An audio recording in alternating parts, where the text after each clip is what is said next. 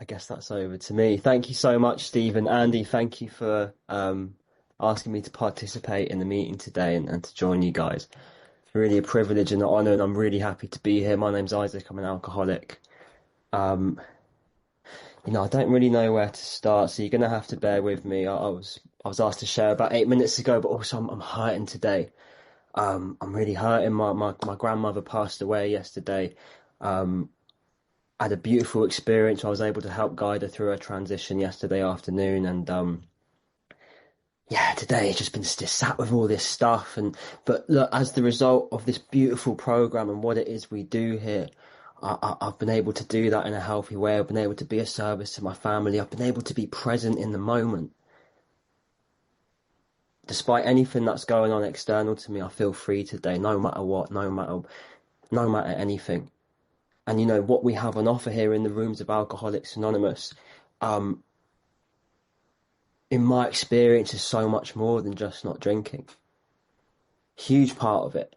Huge part of it. I came into Alcoholics Anonymous in the end of February, beginning of March 2022, and I was 25 years old. I was almost dead. This illness was killing me. I couldn't see any kind of a way out. I couldn't perceive a life without drinking. But I reached a point as well where I couldn't carry on either. That jumping off place that A Vision for You talks about, I've experienced that to the core. This illness progressed really quickly for me. Although 25 might relatively seem like a young age, I didn't feel young when I came into the rooms. I felt, more than anything, I felt tired. I felt exhausted. I didn't have anything left. That was the last kind of thing I remember experiencing. I didn't have anything left. And I'm talking about internally. Now, like I said, it progressed quickly for me. I picked up my first drink at the age of 11, separated from alcohol at the age of 25, and in that span of time, managed to fit in a lot of drinking, a lot of damage, a lot of progression, a lot of illness, a lot of physical, mental, and emotional harm to myself and to other people. And I don't say the only reason I say that is for identification and qualification. I'm an alcoholic. I start to drink, something fundamentally abnormal happens to me. I try to stop, or more importantly, I try to stay stopped, and I have this inability to. I can't stay away from the first drink no matter what. In fact, when I stop drinking, it's like the problems start. I stop drinking and I'm left with Isaac. And on top of a allergy to alcohol and a mental obsession, I'm also just have a really difficult Isaac problem. I've got this human condition where I just don't quite know how to fit in or how to be comfortably. That's something I've always experienced. But interestingly, as the drinking progressed over time, so did this spiritual malady for me. And so when I came into Alcoholics Anonymous in 2022, I couldn't function very well. And that initial experience of you guys and what it is we do here was so powerful. As mentioned, I reached a point where I didn't have anything left. I couldn't carry on. I couldn't stop either. And in that very small window of opportunity where the desperation cried out louder than anything else going on, including my thinking, ego, and illness, a member of Alcoholics Anonymous reached out to me and 12-stepped me over the phone.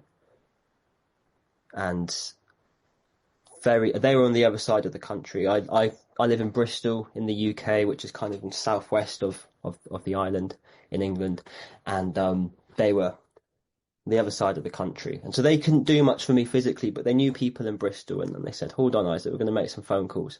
And, in my head, I'm thinking at some point in the distant future, someone might text me. And I get a phone call very shortly after saying, where's your address? I'm on the way. And very shortly after that, a car full of alcoholics came to pick me up. Now, normally, if a car full of alcoholics were pulling out outside of my apartment, that wouldn't be a good sign. Usually be some kind of consequence of something that I'd done.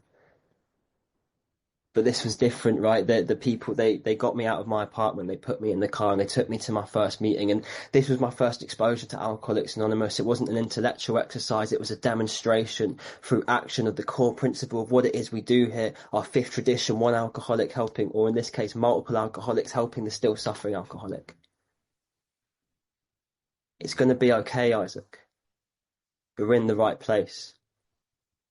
I heard the phrase "welcome home" many times in my first week, and it hit something within because I've never felt at home.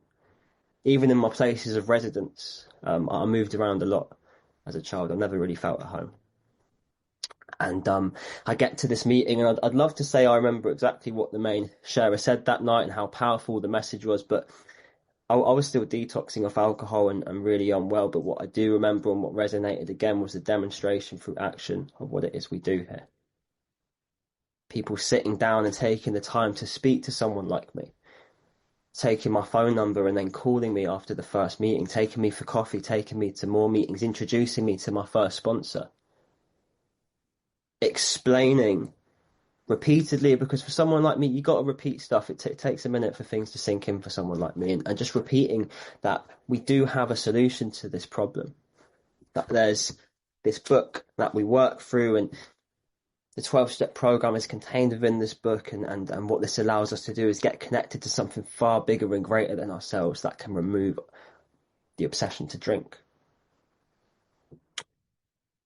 And it's funny, I remember I think it was the third or fourth meeting I was at, was the first meeting I ever shared back at, and it was only because it was a round robin, so I had to open my mouth, and it must have been really reflective of where I was at, right? How unwell I was, because as soon as that meeting ended, someone walked up to me, didn't say a word, they just handed me this book and walked away. They said, read the doctor's opinion, actually, and walked away. This is the same copy of that book. And over the next few weeks, I got a sponsor and was shown the fellowship side of what it is we do here and the service side. I was given a service position, started getting involved in the in the meeting space and listening. I couldn't go through the steps right away because I had a physical dependency and I had to go through a home detox. I wouldn't recommend a home detox. I just couldn't get into an inpatient at the time. And my sober date is the 28th of March 2022. That's the last day I took a drink and any other outside issue. And the obsession hasn't come back since then. Not because of anything I can do by myself, but because this program really does work. The reason I'm so passionate about this stuff is because I've experienced what it is that's on offer. I continue to experience what it is that's on offer. Those initial first few chapters of the book helped contextualize an experience that I realized I'd already had just before I came to my first meeting. I appreciate that's not everyone's story, but it's mine. It's, being able to concede that I am completely powerless over the first drink, and on top of that, this internal unmanageability that I continuously experience trying my best by myself. I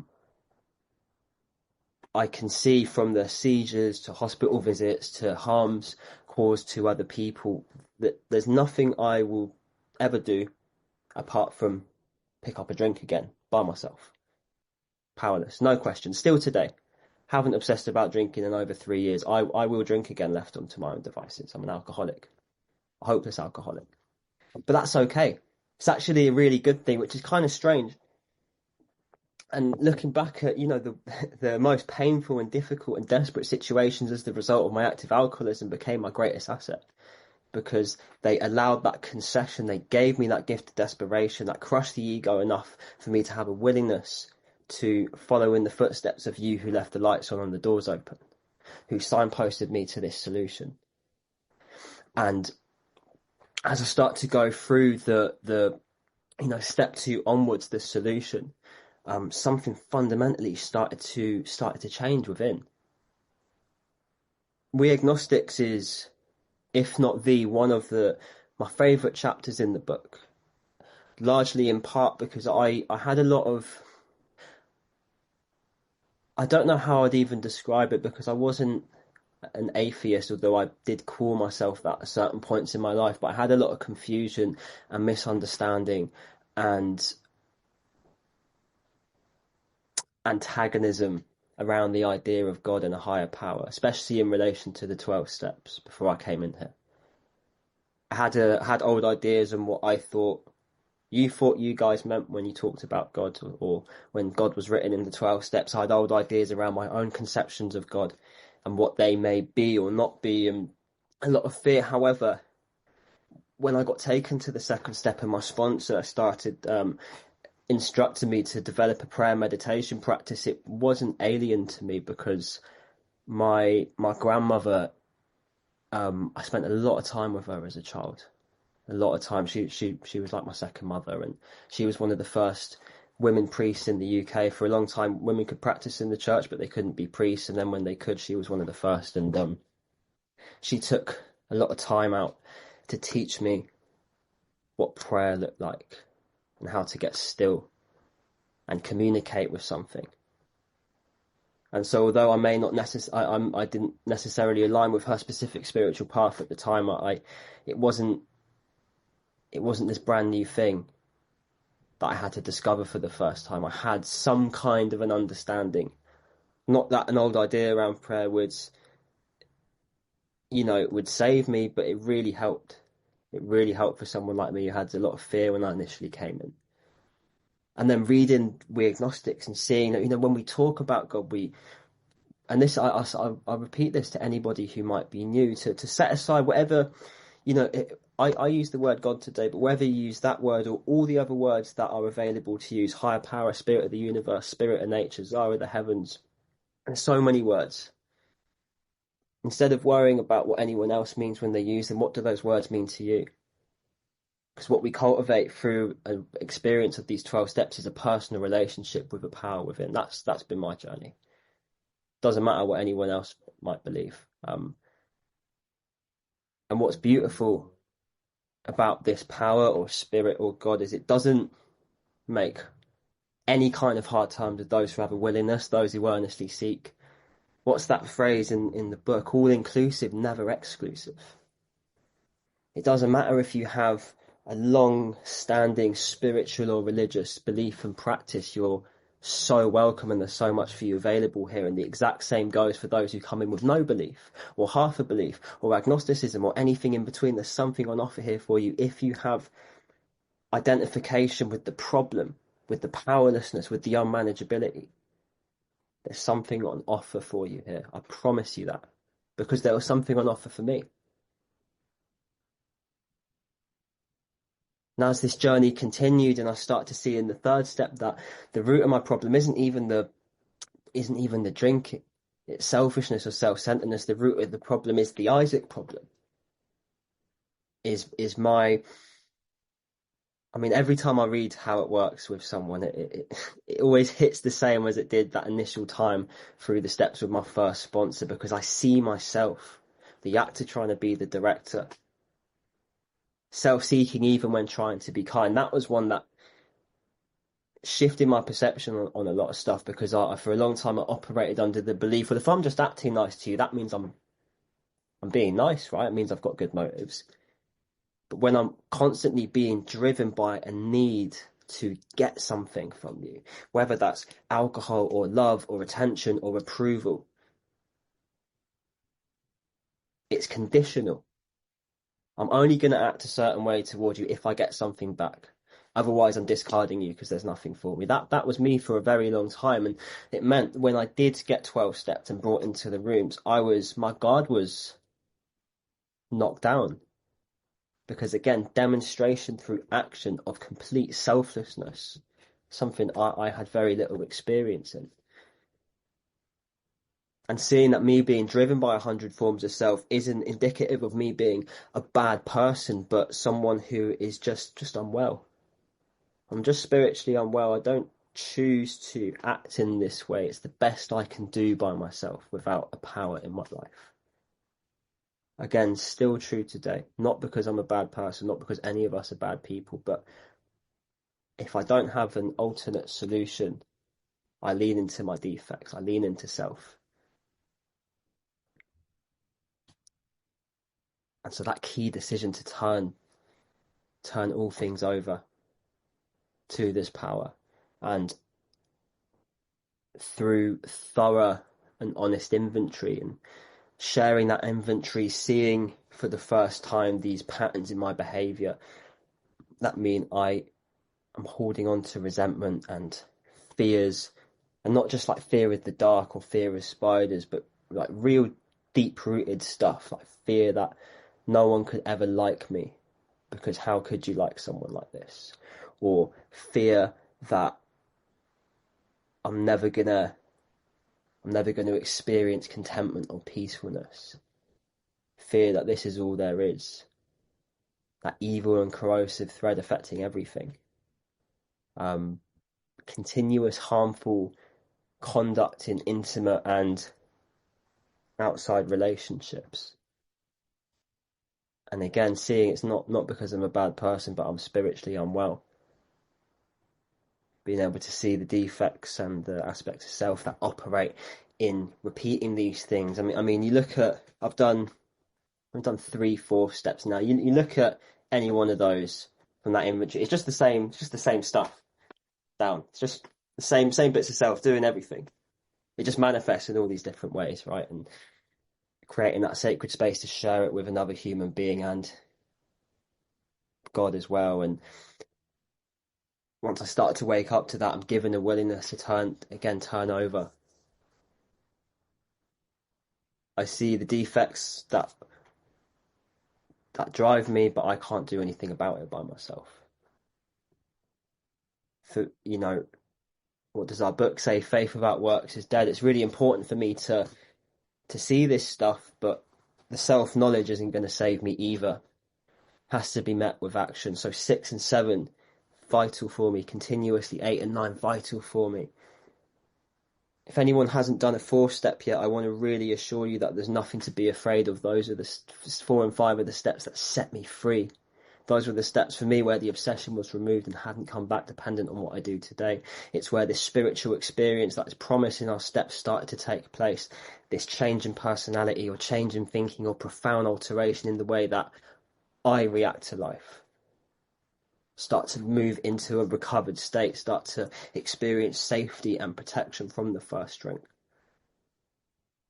And then the process of 8 and 9, that continuous ego deflating process of meeting people, looking them in the eye and frankly analysing the past, being able to offer action as an amends. Sometimes I use the word sorry if it's appropriate, but I was taught to not lean into that because for a lot of people who've been around me, that word means very little. What's more important, again, what you taught me, demonstration through action of the change that is occurring. Now, whether the people on the receiving end of that want to see me or not is not up to me. That's up to God. And I've had amends where I've been met with open arms and tears. I've had amends where I've been told to F off. I've had amends where they don't care if I'm there or not. And they're all exactly as they were meant to be. I don't work the 9th step for forgiveness, but I've been offered some beautiful experiences of being forgiven. I don't expect it, but I'm also very grateful because I'm not entitled to it. I'm not entitled to anything. Everything's a gift. So today,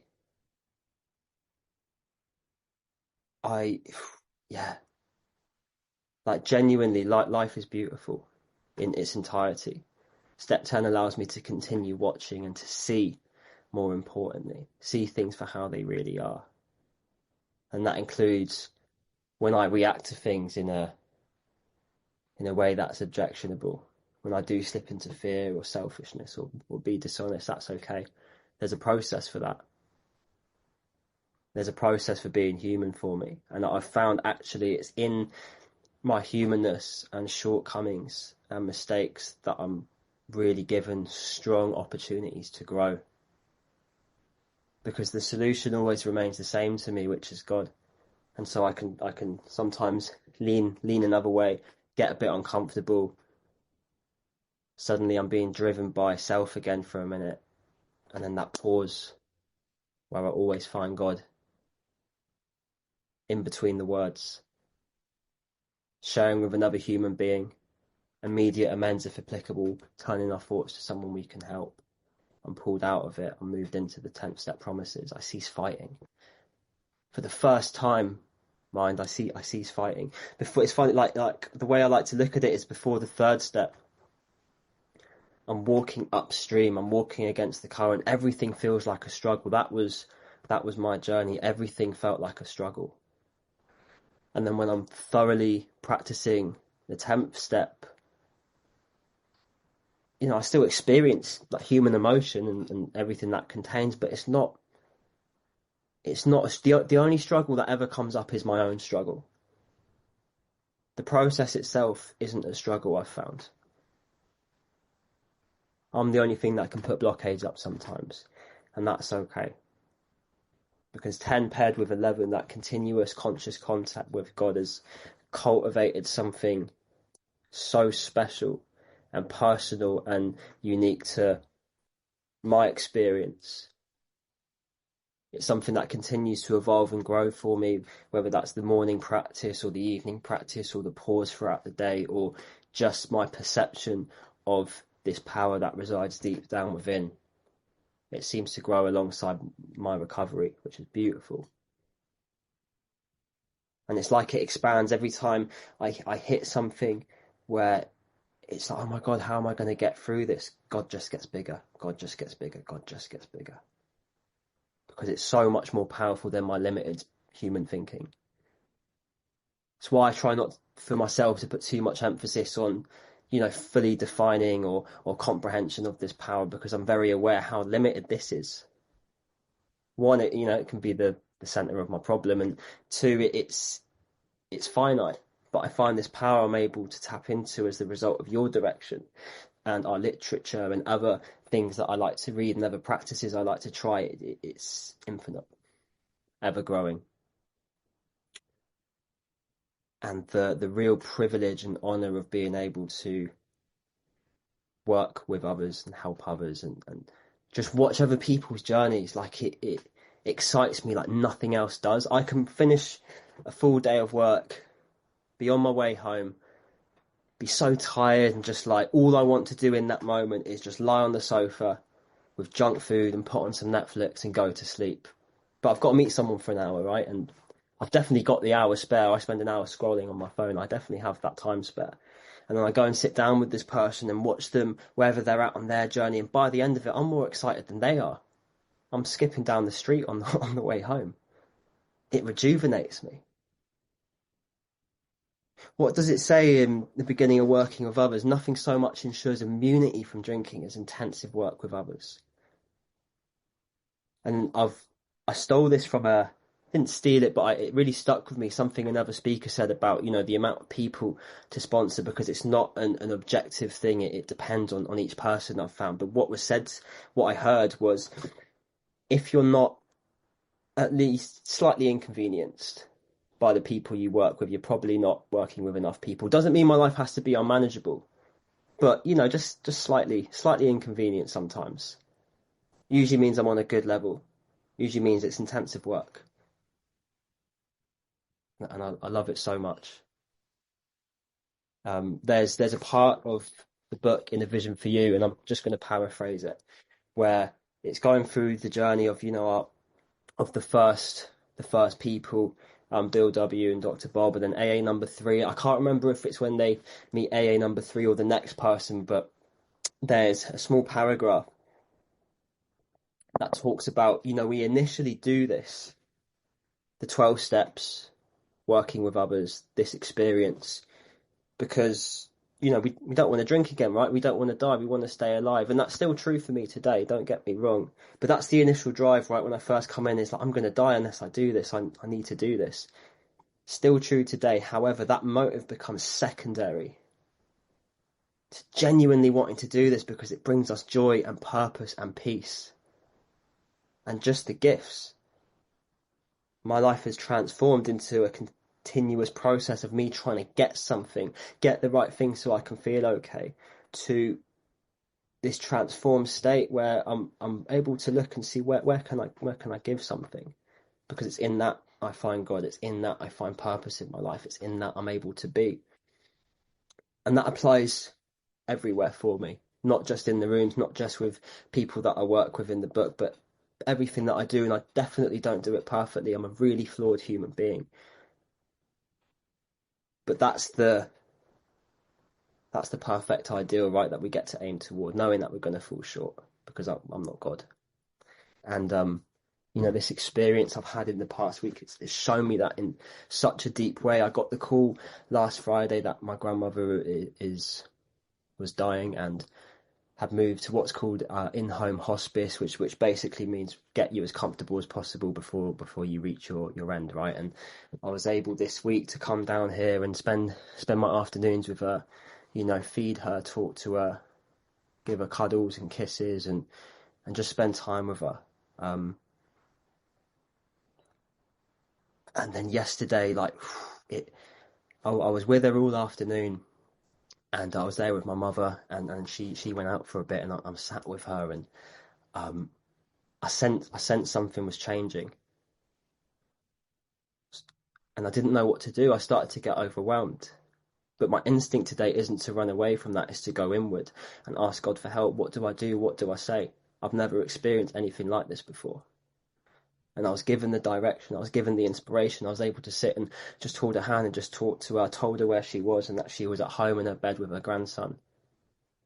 And I love her very much. I know she loves me very much. And I just reiterated to her how grateful I was, not just that she was my grandmother, but for the childhood she gave me, for directing me toward God before I was ready to receive it, to point me in the direction of a spiritual path, just to be with me in that moment. And then my head went back to those memories as a child.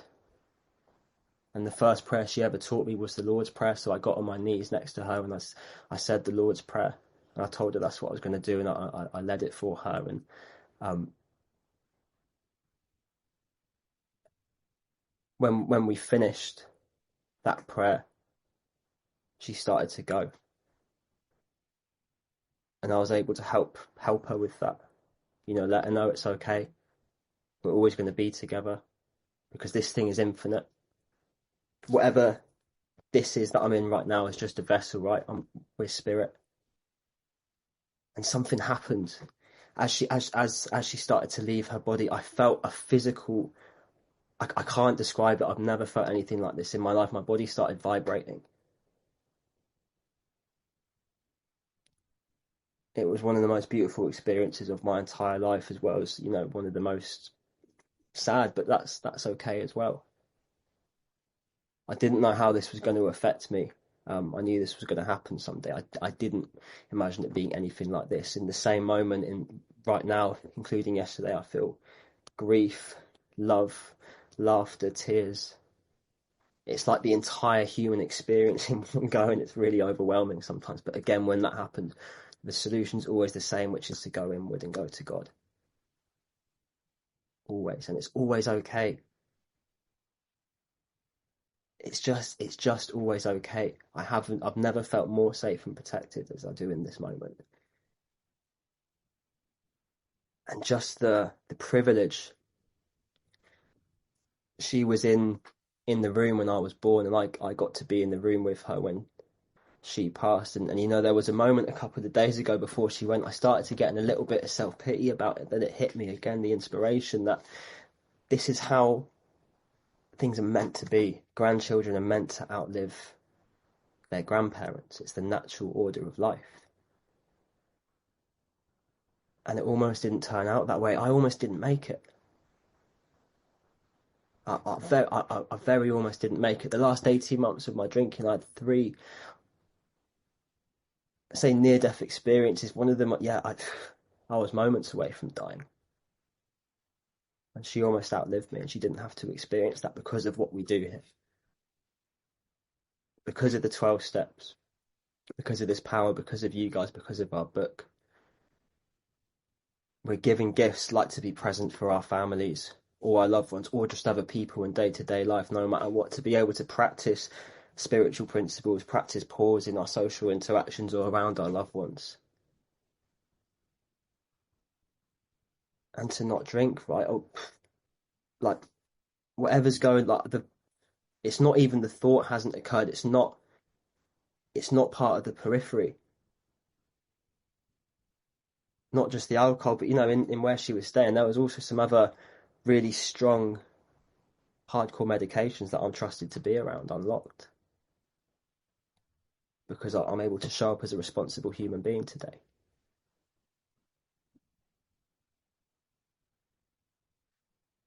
Gratitude doesn't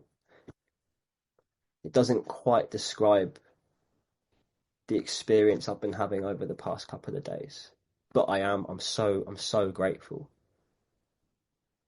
The ability to not just be sober, but to be here in the right now, to be present to this is rocketed into the fourth dimension to me. Holding my grandmother as she transitioned to wherever we go after this and see it and feel it. That is rocketed into the fourth dimension for me. The love I have for you guys and the 12 steps and Alcoholics Anonymous is I think it's bigger than my heart sometimes because it's just radiating out of me. But it's here and I love you guys so much and I thank you not just for guiding me into this solution and into what we do here, but the the functioning stuff as well, right? Like I was taught from very early on how we do things here, right? How we approach the newcomer when they come into a meeting or someone we don't recognize, how we show up for service, how we do things we say we're going to do, how we practice honesty and integrity, how we admit when we have messed up. And that's something that happens fairly often for me. I can be a functional human being today. I can be a brother, I can be a son, I can be a sponsee, I can be a sponsor, I can be an employee, and I can be a grandson. I tried my best to do all of those things before, and I was never very good at it. But the solution always remains the same. And if you're new and this is something that's completely brand new to you, I'm sorry if I've gone way off. I want to assure you, you never have to drink again. There's something profoundly powerful and offer here that separates us from that problem. But then beyond that, the gift of life, the gift of being able to be, the gift of comfortability, the gift of being present in the face of difficulty, far beyond anything I could have imagined for a bog standard alcoholic like me. My experience is mine, but it's not unique. If you identify with the problem, this solution is an offer to all those who have the willingness to earnestly seek. My number is next to my name if anyone would like to talk about this stuff some more, but I'm really looking forward to hearing to you guys. Thank you for letting me speak.